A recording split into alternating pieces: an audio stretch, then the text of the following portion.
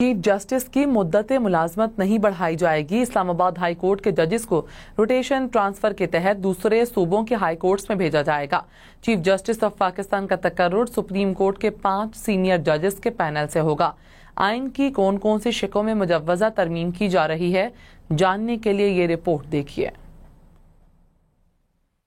مجوزہ آئینی ترمیمی پیکج میں آئین کی شق 51، 63، 175، 187، 189 اور دیگر شقوں میں ترامیم شامل ہیں.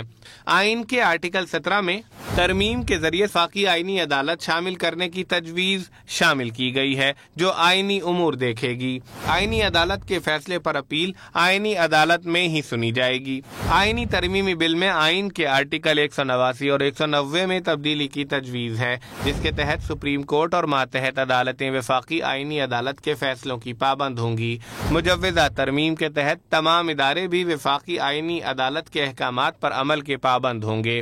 آئینی عدالت کے چیف جسٹس کے تقرر کے لیے نام قومی اسمبلی کی کمیٹی وزیر اعظم کو سفارش کرے گی. قومی اسمبلی کی کمیٹی 3 سینئر ترین ججز میں سے چیف جسٹس کا انتخاب کرے گی. وفاقی آئینی عدالت کے پہلے چیف جسٹس کا تقرر صدر اور وزیر اعظم کی سفارش پر کرنے کی تجویز دی گئی ہے. ترمیم کے تحت ججز کی تقرری صدر مملکت پہلے چیف جسٹس کی مشاورت سے کریں گے.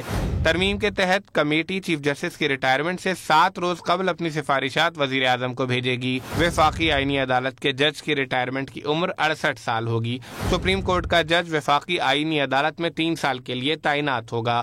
آئینی ترمیمی بل میں ہائی کورٹ سے سوموٹو کا اختیار واپس لینے کی بھی تجویز ہے. مجوزہ ترمیم کے تحت ہائی کورٹ کے ججز کو روٹیشن اور ٹرانسفر کے تحت دوسرے صوبوں کی ہائی کورٹس میں بھیجا جائے گا. آئینی ترمیم کے ذریعے سپریم کورٹ اور ہائی کورٹ کے ججز کی تعیناتی کے لیے جوڈیشل کمیشن اور پارلیمانی کمیٹی کو اکٹھا کیا جائے گا. آرٹیکل 63 میں ترامیم کی جائے گی جس سے منحرف اراکین کو ووٹ کا حق استعمال کرنے کی اجازت دینے کے لیے آرٹیکل 63A میں ترمیم کی جائے گی.